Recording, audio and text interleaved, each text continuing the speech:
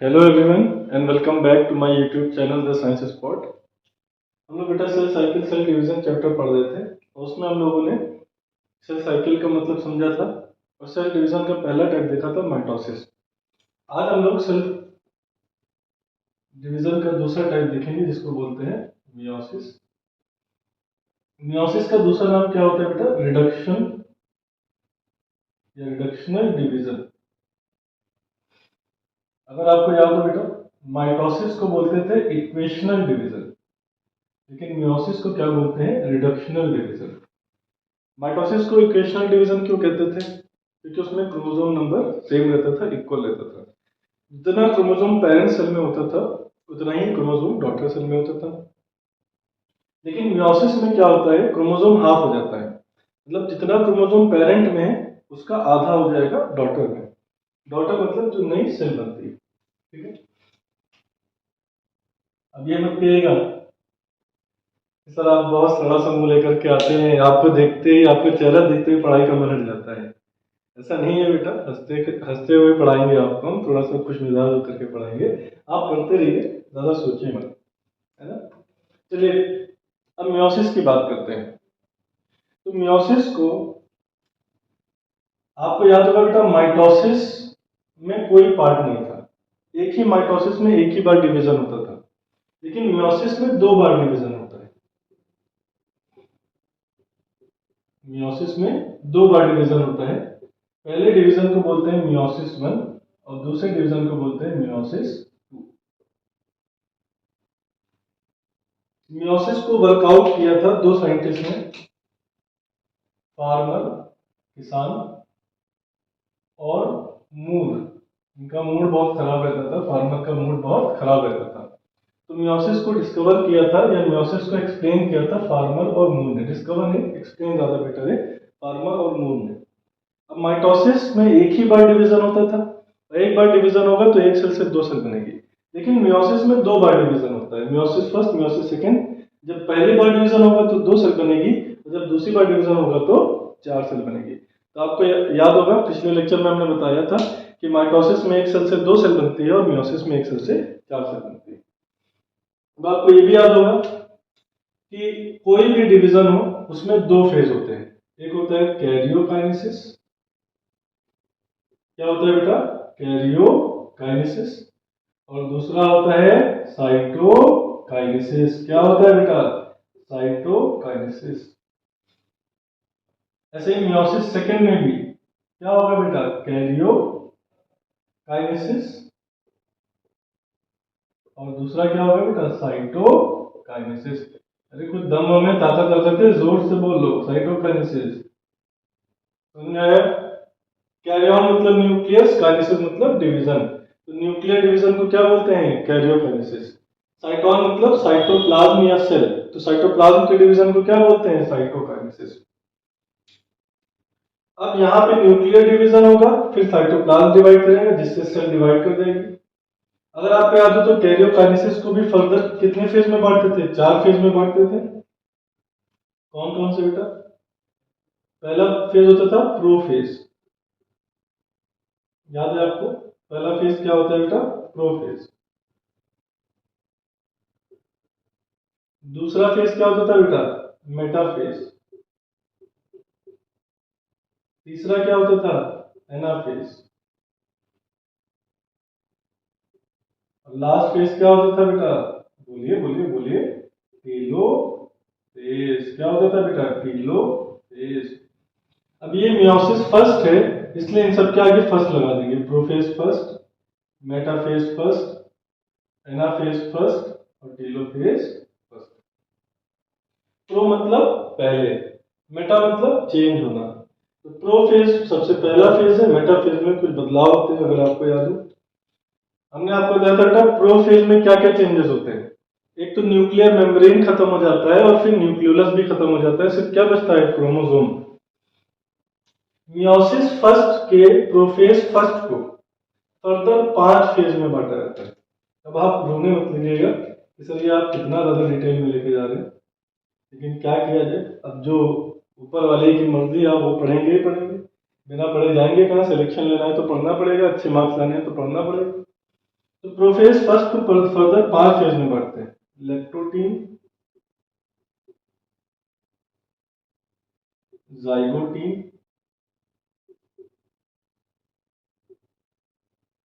Pachytene, नाम देके लैक्टोटीन, zygotene, pachytene, ये नाम है।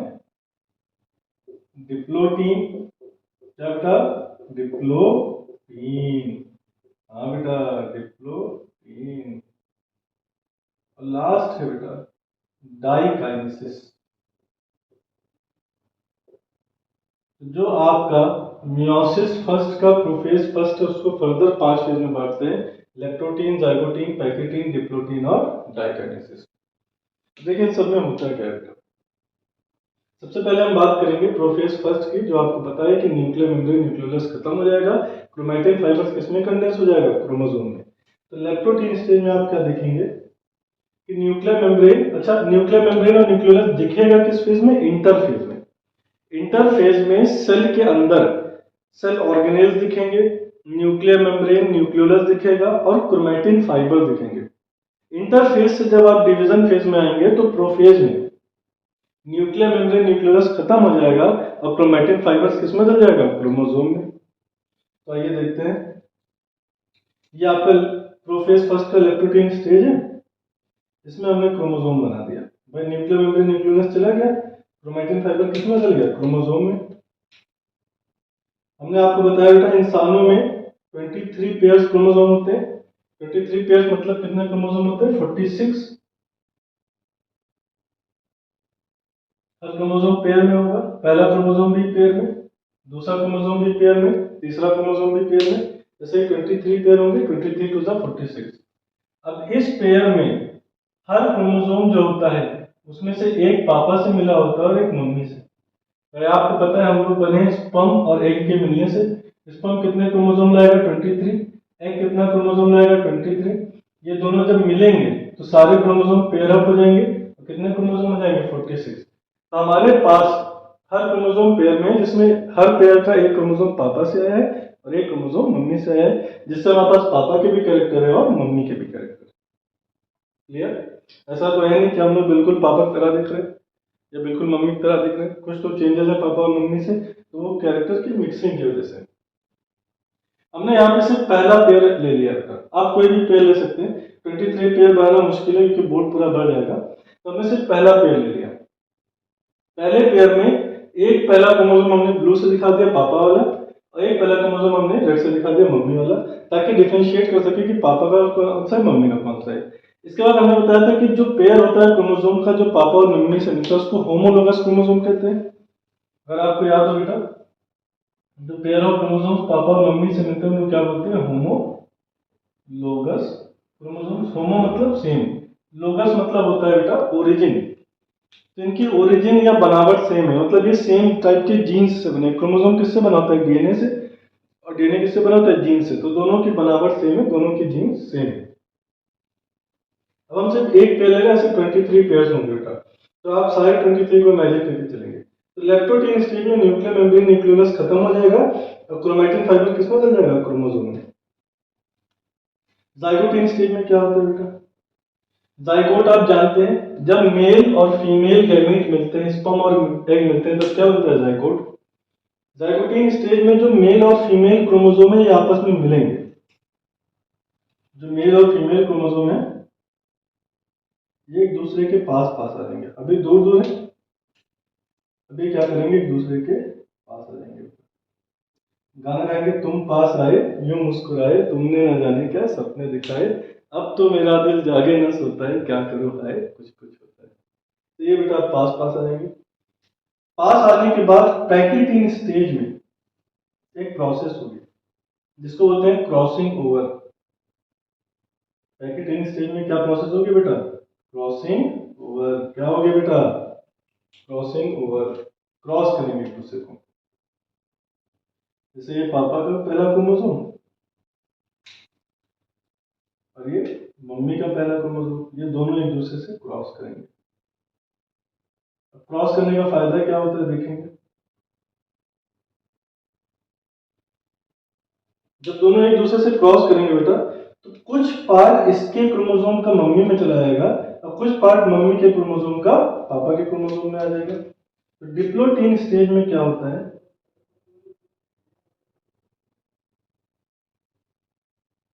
इस प्रोसेस को क्या बोलते हैं, क्रॉसिंग ओवर, एक दूसरे को क्रॉस करना।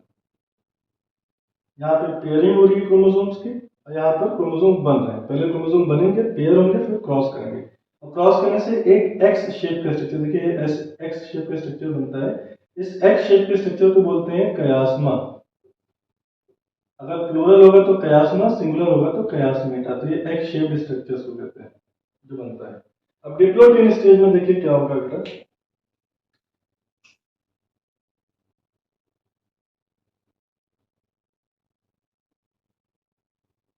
क्रॉसिंग ओवर की वजह से पापा वाले क्रोमोसोम में कुछ पार्ट मम्मी का आ जाएगा, मतलब पापा के क्रोमोसोम में मम्मी के कुछ जीन्स आ जाएंगे। अब वही बात करें मम्मी के क्रोमोसोम की,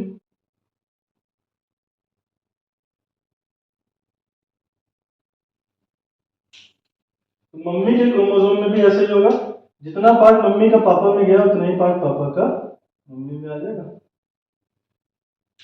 फिर डाइकाइनेसिस में क्या होगा बेटा, काइनेसिस का मतलब आप जानते हैं डिवीजन, डिवीजन मतलब अलग होना। अब ये दोनों जो होमोलोगस क्रोमोसोम है पापा और मम्मी के, एक दूसरे से अलग हो जाएंगे।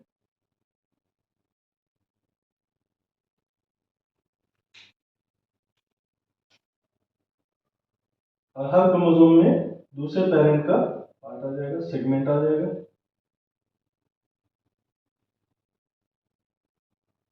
डायग्राम पे मत जाइएगा बेटा, हाँ हम बहुत अच्छा डायग्राम बनाते हैं, बस थोड़ा सा टाइम टेकिंग प्रोसेस होता है इसलिए टाइम बचाते हैं, आप लोग का भी अपना।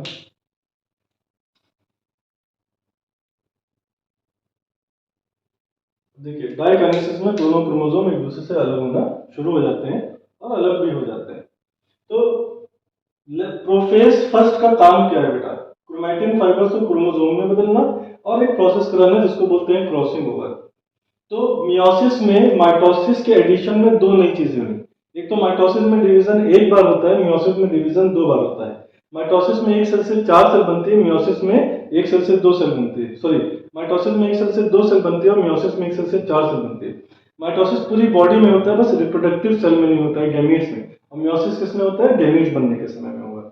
एक चीज और आपको पता चली कि मियोसिस के प्रोफेज फर्स्ट को भी फर्दर 5 फेज में बांटते हैं। माइटोसिस में प्रोफेज में कोई डिवीजन नहीं था क्योंकि माइटोसिस में क्रॉसिंग ओवर नहीं था, मियोसिस में क्रॉसिंग ओवर हुआ। तो क्रॉसिंग ओवर का फायदा क्या होगा, फॉर एग्जांपल मान लीजिए हम बेबी प्रोड्यूस करने जा रहे हैं और एक फीमेल है, वो भी बेबी बाइसेक्सुअल रिप्रोडक्शन होगा तो फीमेल की जरूरत होगी। अब जब हम स्पर्म बनाएंगे, हम गैमीट बनाएंगे, तो हमारे पास 23 क्रोमोसोम हमारे पापा ने दिया है और 23 क्रोमोसोम हमारे मम्मी ने दिया है। तो जब हम स्पर्म बनाएंगे, गैमीट बनाएंगे, तो हम चाहेंगे कि मेरे पापा और मेरी मम्मी दोनों का कैरेक्टर मेरे बच्चे में जाए। हम चाहते हैं कि मेरा सारा कैरेक्टर मेरे बच्चे में जाए, इसका मतलब हम चाहते हैं कि मेरे पापा और मेरी मम्मी दोनों का कैरेक्टर मेरे बच्चे में जाए। अगर मान लीजिए हमने स्पर्म बनाया और उसमें 23 क्रोमोसोम्स सिर्फ जो पापा से मिले वही चले गए, तो मेरे बच्चे में सिर्फ मेरे पापा का कैरेक्टर जाएगा। या अगर हमने स्पर्म बनाया और उसमें सिर्फ मेरे मम्मी के 23 क्रोमोसोम चले गए, तो मेरे बच्चे में सिर्फ मेरे मम्मी का ही कैरेक्टर जाएगा। लेकिन अगर हमने क्रॉसिंग ओवर करा दिया, तो क्रॉसिंग ओवर से क्या होगा कि अब हर क्रोमोसोम में, भाई सिर्फ ये पहला पेयर हमने दिखा है, ऐसे सारे 23 पेयर क्रॉसिंग ओवर करते हैं, जिससे हर क्रोमोसोम में, चाहे वो पापा से मिला हो चाहे मम्मी से मिला हो, दोनों में पापा और मम्मी का कैरेक्टर आ गया क्योंकि पापा और मम्मी की जीन्स एक्सचेंज हो गई है। अब चाहे इस क्रोमोसोम से स्पर्म बने चाहे इस क्रोमोसोम से स्पर्म बने, दोनों में पापा का भी कैरेक्टर होगा, मम्मी का भी। तो हम स्पर्म जिस भी क्रोमोसोम से बनाएंगे, चाहे इस क्रोमोसोम सेट से चाहे इस क्रोमोसोम सेट से, मेरे बच्चे में दोनों का कैरेक्टर जाएगा। ऐसे ही फीमेल भी करेगी, फीमेल के भी जो मम्मी पापा से क्रोमोसोम मिले हैं तो वो क्रॉसिंग ओवर करेगी और एग में जब क्रोमोसोम आएंगे तो चाहे पहला सेट है उसके पापा का, चाहे दूसरा सेट है उसकी मम्मी का, दोनों में कैरेक्टर होंगे। मतलब मेरे बच्चे में मेरे मम्मी पापा का भी कैरेक्टर होगा, उसके मम्मी पापा का भी कैरेक्टर होगा। क्लियर? तो कैरियोकाइनेसिस के प्रोफेज फर्स्ट में, मियोसिस फर्स्ट के प्रोफेज फर्स्ट में क्रोमैटिन फाइबर्स क्रोमोसोम में बदल जाएंगे, न्यूक्लियर मेम्ब्रेन न्यूक्लियस खत्म हो जाएगा और क्रॉसिंग ओवर होगी, क्रॉसिंग ओवर से जीन्स एक्सचेंज हो जाएंगे। अब मेटाफेज स्टेज में क्या होगा बेटा, अब यहाँ पे भी मेटाफेज स्टेज में भी डिफरेंस आएगा, यहीं से डिफरेंस शुरू हो रहा है। माइटोसिस के मेटाफेज में और मियोसिस के मेटाफेज फर्स्ट में डिफरेंस है बेटा। क्या डिफरेंस है देखेंगे। यहां हम डायग्राम बनाते हैं बेटा। मियोसिस का मेटाफेज फर्स्ट।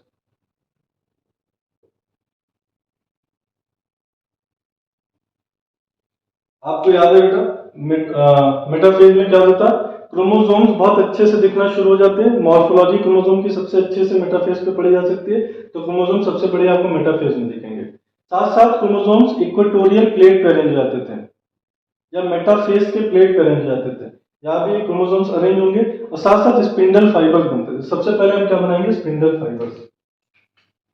तो ये सेंट्रियोल है, सेंट्रियोल से क्या बनेगा, स्पिंडल फाइबर। ये एनिमल्स की डिवीजन है, प्लांट में सेंट्रियोल नहीं होता है बेटा। प्लांट में माइक्रोट्यूब्यूल, प्लांट में सेल डिवीजन कुछ धागे कराते हैं, इनको बोलते हैं माइक्रोट्यूब्यूल्स। एनिमल्स में भी धागे, ये धागे स्पिंडल फाइबर्स के धागे ही हैं, धागे खींचते हैं तभी क्रोमोसोम डिवाइड करता है। प्लांट्स में सेंट्रियोल होता नहीं, तो वहां पे धागों को क्या बोलते हैं, माइक्रोट्यूब्यूल्स। ये हमने सेंट्रियोल बनाया बेटा, ये क्या है, सेंट्रियोल। सेंट्रियोल से रेज निकल रही हैं जो कि स्पिंडल फाइबर बनाएंगे, मैंने पिछले लेक्चर में बनाया, आप देख सकते हैं वहां से। अब अगर आपको याद हो तो माइटोसिस के मेटाफेज में जो क्रोमोसोम्स होते थे वो साइड बाय साइड होते थे। मतलब जो पहला पेयर है पहले वो दोनों साथ में था, फिर उसके बगल में दूसरा पेयर होगा, फिर उसके बगल में तीसरा पेयर होगा, फिर उसके बगल में चौथा पेयर होगा। लेकिन मियोसिस के मेटाफेज में जो क्रोमोसोम्स होते हैं वो ऊपर नीचे अरेंज हो जाते हैं। मतलब पहले पेयर का जो एक क्रोमोसोम होगा वो ऊपर चला जाएगा,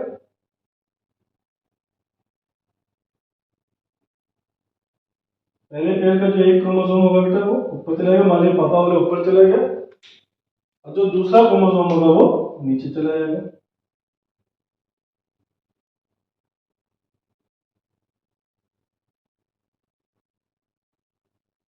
ठीक है, ऐसे ही दूसरे पेयर का एक क्रोमोसोम ऊपर चला जाएगा और दूसरा क्रोमोसोम नीचे चला जाएगा। मान लीजिए पापा वाला पूरा 23 क्रोमोसोम ऊपर चला गया, मम्मी वाला पूरा 23 क्रोमोसोम नीचे आ गया।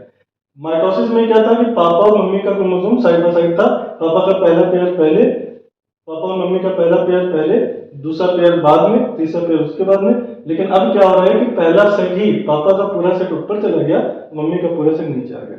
इससे क्या हुआ बेटा कि जो ऊपर वाला सेंट्रियोल था उसके स्पिंडल फाइबर सिर्फ ऊपर वाले क्रोमोसोम को पकड़ पाए। कहाँ पे पड़ेंगे, पकड़ेंगे सेंट्रोमियर पे। ऐसे ही नीचे वाले क्रोमोसोम का जो स्पिंडल फाइबर है वो सिर्फ नीचे वाले क्रोमोसोम को पकड़ेगा। पहले क्या होता बेटा मेटाफेज में कि ऊपर वाला सेंट्रियोल भी दोनों क्रोमोसोम को पकड़े था और नीचे वाला भी सेंट्रियोल दोनों क्रोमोसोम को पकड़े था, जिससे जब डिवीजन हो रहा था तो दोनों क्रोमोसोम 20 से डिवाइड हो रहे थे, और आधा आधा हिस्सा एक सेल में जा रहा था एक पेयर का और दूसरे सेल में जा रहा था दूसरा हिस्सा। जिससे कि जितने क्रोमोसोम हम पहले लेके चले थे, दो क्रोमोसोम, उतने ही बाद में भी थे।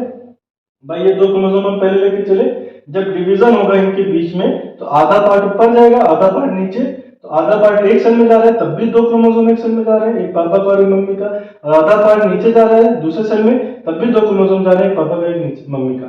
लेकिन मियोसिस में क्या होता है कि पापा का क्रोमोसोम ऊपर चला गया मम्मी का नीचे, तो जब यहाँ पे डिवीजन होगा बेटा, तो डिवीजन में क्या होगा, जब ये स्पिंडल फाइबर खींचेंगे इन दोनों को, जब खींचेंगे तो पापा का पूरा पूरा क्रोमोसोम ऊपर चला गया, ये 20 से डिवाइड नहीं हुआ, ऊपर चला गया। मम्मी का पूरा पूरा नीचे चला गया।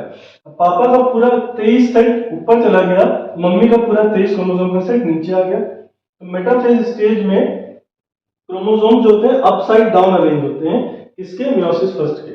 अब माइटोसिस में क्रोमोसोम साइड बाय साइड रहते हैं। अब अप डाउन अरेंजमेंट का फायदा क्या है, एनाफेज स्टेज में देखेंगे क्या होगा बेटा। मियोसिस फर्स्ट के एनाफेज फर्स्ट में क्या होगा, ये स्पिंडल फाइबर्स कांटेक्ट करेंगे और क्रोमोसोम्स अपोजिट पोल पे पहुंच जाएंगे।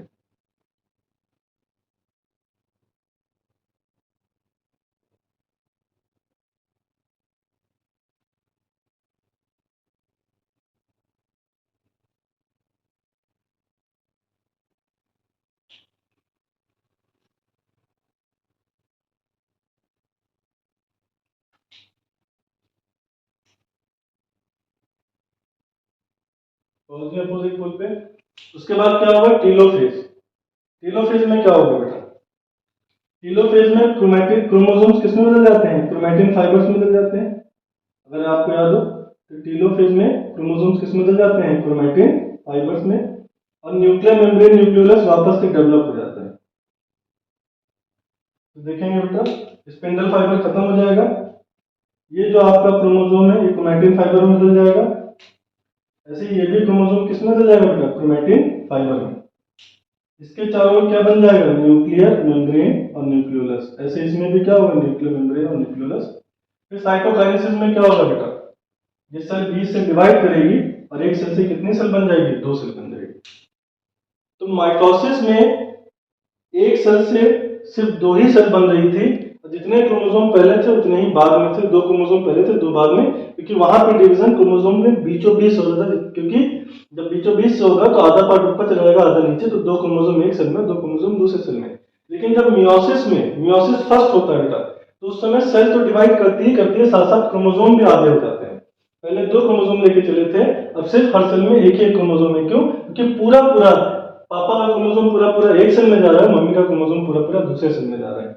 लेकिन ये होने से पहले मान लीजिए एक स्पर्म ये बन रहा है, दूसरा स्पर्म ये बन रहा है, तो ये होने से पहले इस स्पर्म में भी पापा और मम्मी का क्रोमोसोम का पार्ट आ गया है, और इस स्पर्म में भी पापा और मम्मी का क्रोमोसोम दोनों का पार्ट आ गया। क्यों? क्योंकि पापा ने कुछ पार्ट मम्मी का ले लिया था, मम्मी ने कुछ पार्ट पापा का ले लिया था। अब यहाँ पे जब साइटोकाइनेसिस होगा तो एक सेल से 2 सेल बन जाएगी, क्रोमोसोम हाफ हो गया। अब मियोसिस फर्स्ट होने के बाद क्या चलेगा बेटा? Meiosis second. अब मियोसिस सेकंड बिल्कुल माइटोसिस की तरह है। मियोसिस सेकंड बिल्कुल माइटोसिस की तरह है। इसके भी कैरियोकाइनेसिस में फेज होंगे, prophase, metaphase, anaphase, telophase. Prophase में क्या होगा? ये क्रोमैटिन फाइबर वापस से क्या बनाएगा? क्रोमोसोम बनाएगा। यहाँ पे मियोसिस सेकंड है तो इसको बोलेंगे प्रोफेज सेकंड। प्रोफेज सेकंड में वापस से क्या होगा बेटा? न्यूक्लियर मेम्ब्रेन न्यूक्लियोलस खत्म हो जाएगा, ये क्रोमैटिन फाइबर क्या बना देगा? क्रोमोसोम। ठीक। जब मैंने एक सिंगल दिखाया, सिंगल मतलब ये पहला वाला, ऐसे 23 क्रोमोसोम होंगे इसके अंदर। अब 46 लेके चले थे बेटा और 23 हो गया, मतलब क्रोमोसोम हाफ हो गया है। प्रोफेज 2 के बाद क्या आएगा? मेटाफेज 2।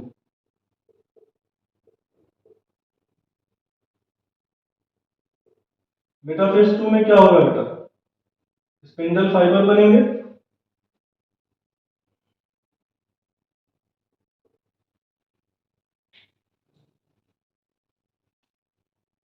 ये स्पिंडल फाइबर किससे जुड़ जाएंगे? सेंट्रोमियर से बन जाएंगे, जुड़ जाएंगे। ऊपर भी स्पिंडल फाइबर बनेगा और नीचे भी बनेगा। ऊपर वाला भी इसको पकड़ेगा और नीचे वाला भी पकड़ेगा। अब ये दोनों इसको खींचेंगे किस फेज में? एनाफेज सेकंड में।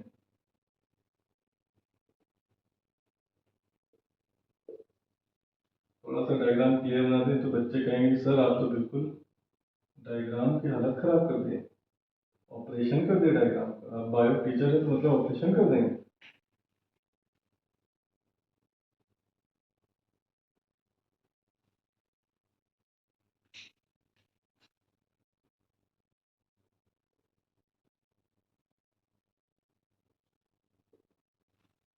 अब एनाफेज 2 में ये दोनों एक दूसरे को खींचेंगे, जिससे ये क्रोमोसोम 20 से 2 बराबर हिस्सों में बढ़ जाएगा। और ये जो क्रोमैटिड्स हैं, आपको याद होगा क्रोमोसोम के पार्ट्स को बोलते हैं सिस्टर क्रोमैटिड्स। एक ही क्रोमोसोम के पार्ट्स को बोलते हैं सिस्टर क्रोमैटिड्स। ये सिस्टर क्रोमैटिड्स अपोजिट पोल पे जाने लगेंगी।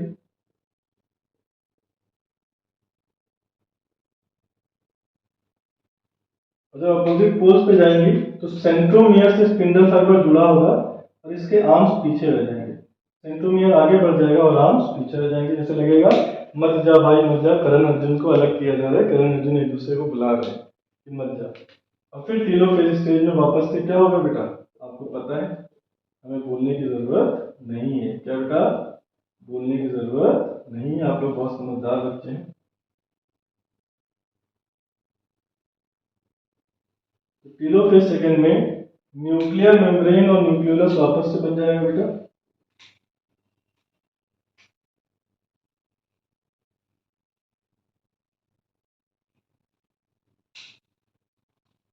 क्रोमोसोम किसमें से जाएगा? क्रोमैटिन फाइबर में। फिर क्या होगा? साइटोकाइनेसिस, जिसमें ये सेल डिवाइड कर जाएगी। समझ में आया बेटा? अब देखिए, शुरू में हम 2 क्रोमोसोम लेके चले थे, अब कितना बचा? 1। 2 क्रोमोसोम मतलब 23 पेयर। तो पहले 46 क्रोमोसोम लेके चले थे। ये जो गैमीट बनाने वाली सेल है, स्पर्म और एग बनाने वाली सेल है, उसमें होते कितने 46 क्रोमोसोम।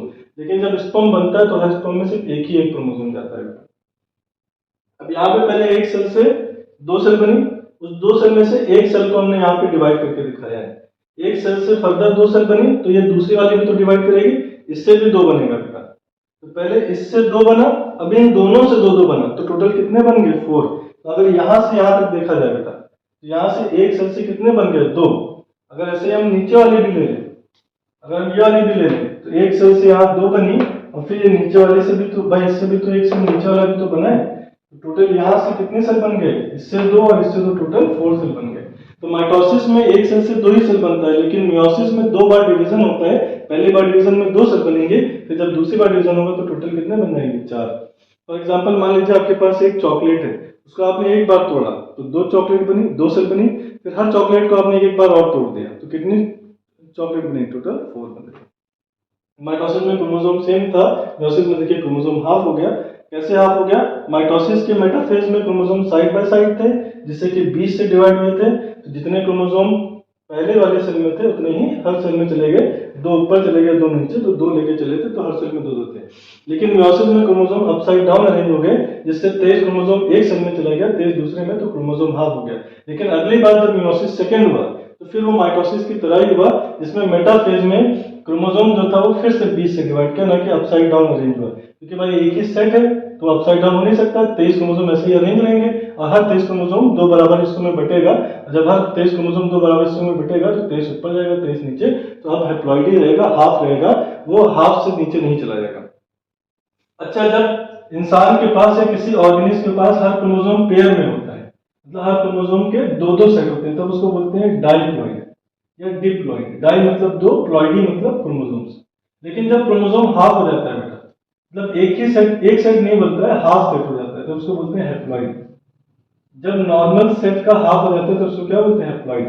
तो जो गैमीट बनाने वाली सेल है वो डिप्लॉइड है, लेकिन जब गैमीट बनेगा, स्पर्म और एग बनेगा, वो हैप्लॉइड होगा। जैसे मेल में टेस्टिस, टेस्टिस की सेल डिप्लॉइड है, लेकिन जब वो स्पर्म बनाती है तो वो स्पर्म हैप्लॉइड हो जाता है। और बॉडी की सेल्स कैसी हैं, डिप्लॉइड, उसमें 46 क्रोमोसोम है। तो अब आप लोग को समझ में आया बेटा, cell cycle cell division chapter खत्म हो गया है। सेल साइकिल आपको याद होगा बेटा, एक साइक्लिकल इवेंट होता है जिसमें सेल ग्रो करता है, डिवाइड करता है। ग्रोथ फेज होता है इंटरफेज, डिवीजन फेज होता है एंड फेज। डिवीजन फेज में आपने 2 मिलने पड़े, माइटोसिस मियोसिस, दोनों में फर्क भी आपको समझ में आ गया। तो अगर मेरी वीडियो पसंद आई है बेटा तो लाइक शेयर और कमेंट करें। जिन्होंने अभी तक मेरे चैनल को सब्सक्राइब नहीं किया, सब्सक्राइब करें। और जो भी आपको टॉपिक पढ़ना है कमेंट बॉक्स में बताएं, आपको वीडियो अवेलेबल होगी।